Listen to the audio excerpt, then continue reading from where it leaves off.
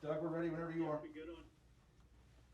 Okay, all right. Well, we will waste no more time. Go ahead and get started. Like world number two, Dustin Johnson at the virtual press room here at the World Golf Championships FedEx St. Jude Invitational. Dustin, thanks for joining us for a few minutes. You were making your 12th start in the different iterations of this event, having won in 2016, and you haven't finished outside of the top 20 since then. So, just a few thoughts on being back here at TPC Southwind this week. Yeah, it's a golf course that I really enjoy playing. Um, I've had a lot of success here, so yeah, I mean, yeah, I always love coming back here and playing. Obviously now it's the WGC, but I played even before that, and yeah, it's a place where I've got a lot of good memories, and yeah, I feel like the course sets up well for me. It's a good track. You gotta hit a lot of good golf shots if you want to play well. Okay, and coming into the week, good season so far, which most of your seasons typically are. Six top tens, highlighted with the Masters win last fall. One of only three missed cuts this season came in your most recent start. Just kind of assess the state of your game heading into the week. Yeah, I feel like the game it's in good form. Obviously, even Minnesota actually played pretty well. Just you know, struggled with the putter the first day, then second day was you know just didn't play a very good back nine. But I wasn't too disappointed. Obviously, a pretty good finish at the Open Championship, but yeah, I feel like the game's really close to being good.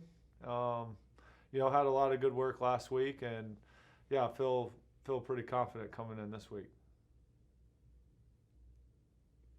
Okay, well, with that, we'll take a few questions, and we'll start with Steve DeMiglio with USA Today. Steve, go ahead. Uh, DJ, could you elaborate a little more on what is it about this golf course that gets your juices flowing? And I know you like basically every golf course you play, but what is the things about this golf course that stand out? I mean, it's a golf course where you hit pretty much every club in the bag. You gotta drive it well. That's first and foremost. If you're not playing out of the fairway, it's gonna be a long day. Even the rough's not that deep, but it's Bermuda rough. Ball always sits down. It's tough to judge how it's gonna come out, but I don't know. I've just always liked the golf course ever since the first time I played it. Okay. Now, a little off track here. I was hoping you could take me back to 2010.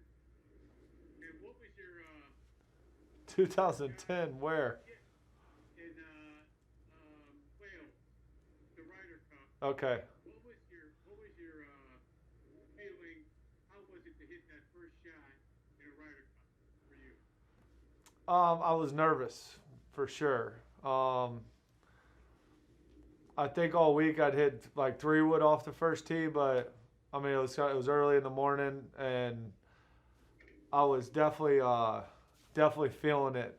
Standing on the first tee, playing with Phil. I think we were the first group out, so yeah, I was hitting the first tee shot.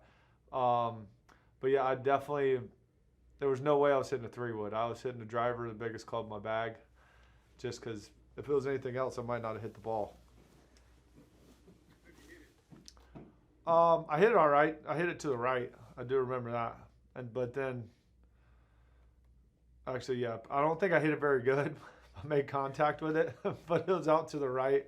Then I hit a nice second shot, I think, with a 4 iron onto the green. How much better did you feel walking off that first tee after you had gone through that? Yeah, definitely settled down a little bit after the first tee shot. But especially over there, you get on the first hole, they're singing songs, and it's a really neat experience. But and it was my first Ryder Cup, so I was definitely feeling it. Thank you, sir. Okay, we go next to Jamie Weir with Sky Sports. Jamie, go ahead. Thanks very much, Doug. Hi there, DJ. I'm just wondering whether hearing what the likes of Xander and Rory and Paul Casey, Tommy Fleetwood had to say about how special it was to be involved in the Olympics last week, whether you feel any regret that you weren't part of that?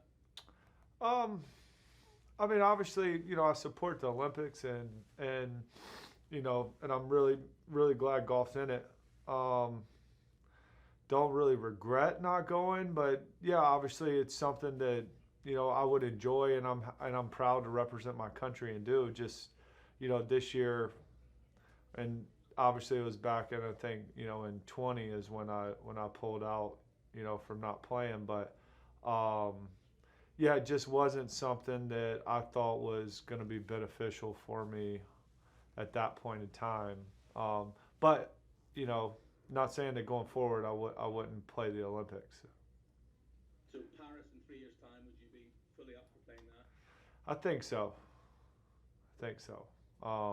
I think just with everything that was going on, it was just something that, I wasn't just too keen on. So, but, obviously, I watched a little bit of it, and, I'm always, proud and, wanting to represent my country in events like that. But just this year wasn't something that I thought was, like I said, beneficial for me.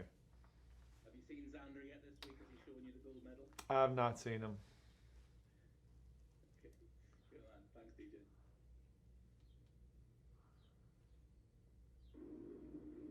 Okay, next question. We've got Mark Giannotto with the Memphis Commercial Appeal. Mark, go ahead. Hey, Dustin. You've obviously been coming to this event for a long time now at this point. I wonder if you go back to last year, one of the features of this obviously is the involvement with St. Jude, and you've been to St. Jude, I believe, in the past. Was it the fact I'm writing about just the fact that the kids are back this year? St. Jude was part of it last year, but because of everything that was going on, the kids couldn't be here. And I wonder, like, when you come off 18 and you see those kids, is that part of the experience for you? Is that one of the memorable things when you get to interact with the kids actually on the court? Yeah, I mean, it's, obviously what FedEx does with St. Jude, and, we raise a lot of money, especially with this tournament. It's unbelievable what they do and what St. Jude does. And so I've done the hospital visit quite a few times. And so, yeah, it's really special just to, be able to see them, interact with them, going down to the hospital and, getting to hang out with some of them for a little while. It's definitely special, and it's something I enjoy doing. And yeah, it's, obviously you can't say enough about St. Jude and FedEx and, what they do for each other. Appreciate it. Thank you. All right, Dustin, looks like we got one more with Shane Ryan from Golf Digest. Shane, bring it home. Okay, I'll do my best. DJ, I was looking at your Ryder Cup record. You've been at 4 of them now, and you got the win in Hazeltine in 2016. With Whistling Straits coming up, I just wanted to ask what you remember about Hazeltine that might have worked better as a team, as yourself, as captain, whatever it is, that worked better that year that made you guys successful, and maybe what you can learn from it. I think we just played better. It's Ryder Cup. Obviously, both sides are very good players. It's always going to be close. We're gonna have a good team. They're gonna have a good team. But it comes down to who plays better. And obviously at Hazeltine we did. As you look at the players who might be on this year's team, is there anybody that you'd be excited to be paired with in particular? I feel like I can pair up pretty well with anybody. So, yeah, I'm not too worried about who captain wants me to play with. All right, appreciate it. Thanks, DJ. Thank you.